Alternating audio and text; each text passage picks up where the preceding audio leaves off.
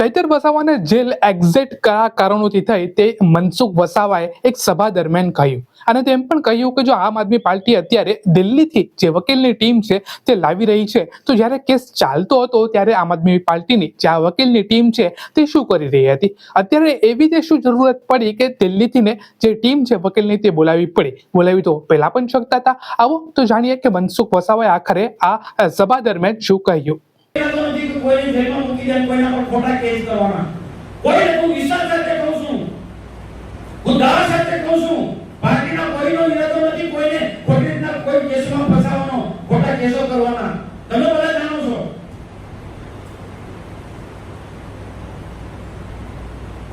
કોઈ સાથે જે ઘટના ઘટી હોય ને એ ઘટના પછી ફરિયાદ આપે તો પોલીસે તો ફરિયાદ કરવી પડે ને ફરિયાદ પછી કોર્ટમાં ચાલે જજ તો તે ફરિયાદના આધારે એ જજમેન્ટ આપે ને।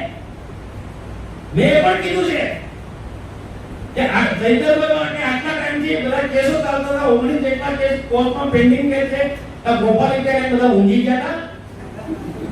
હમણાં 8 વકીલો ગુજરાતના 2 વકીલો દિલ્હીના વકીલો લાવે છે તો એ પહેલા ચાલતા હતા તે વખતે લાવવા આવતા ને। મને દુઃખ છે કે 15-16 વર્ષની દીકરીને આજે પેલી બેન જેલમાં લઈને જાય, આપણે દુઃખ થાય, બીજી બધી બહેનો 3-4 બહેનો આજે જેલમાં જાય એ આપણે દુઃખ થાય છે, પણ કાયદાનું કામ કોર્ટનો જજમેન્ટ છે ભાઈ। સરકારનું હોય તો હમણાં હું જઈને કહેતો પણ સરકારનું કામ તો થોડું છે। સરકાર પણ તમે જો કેટલું જૂઠાણું કેવું ચાલે છે અને રાજકીય સ્ટન્ટ કેવી રીતના કરે છે, આખો રાજકીય સ્ટન્ટ કેવી રીતના કરે આખા ગુજરાતની અંદર આમ આદમી પાર્ટીના લોકો સરકારના માથે માટલા ધોવે, ભાજપના માથે માટલા ધોવે છે, તમે જુઓ। આવું તો ક્યાં ભૂતકાળમાં જોઈ નથી, કોંગ્રેસ વાળાએ આવું નહોતું કર્યું।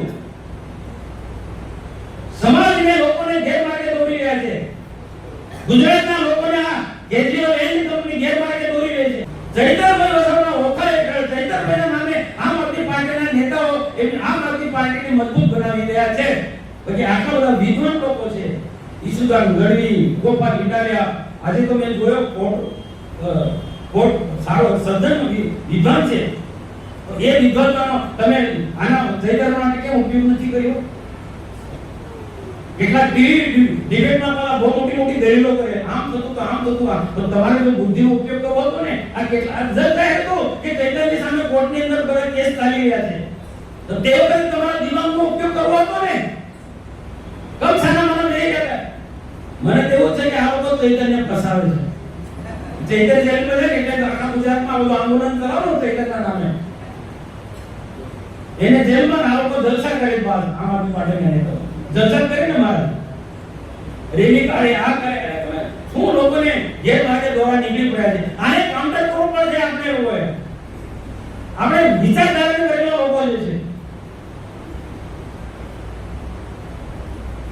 આ કોટને તો ખોટા લોકો શું છે પેલા ઘૂસી જશે, સજ્જન લોકોને આવનાર દેશો તકલીફ થવાની છે, સારા માણસોને તકલીફ થવાની છે ને। એક પણ કેસમાં ભાજપ કે સરકારે ઈરાદાપૂર્વક ખોટી ફરિયાદ કરી મને કોઈ પ્રૂફ કરાવે તો હું સંસદ સભ્યમાંથી રાજીનામું આપી દઉં, જાહેર જીવન છોડ દઉં। આ ખોટી વાતો કરનારા લોકો મારે ચેલેન્જ છે।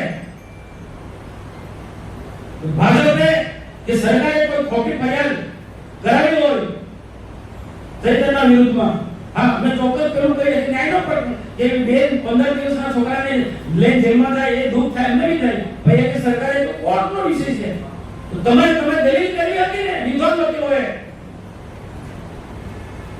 આ બેનની મુક્તિ આપો, નાના છોકરું છે એને, આ મહિલાને મુક્તિ આપો એવી વાત કરી ને વિદ્વાન વકીલ ગોપાલ ઇટાલિયન વિદ્વાન વકીલ, એને ખબર નહોતી, જજમેન્ટ આવ્યા પછી ખબર પડી। આ લોકોને ઠગવાવાળા લોકો છે,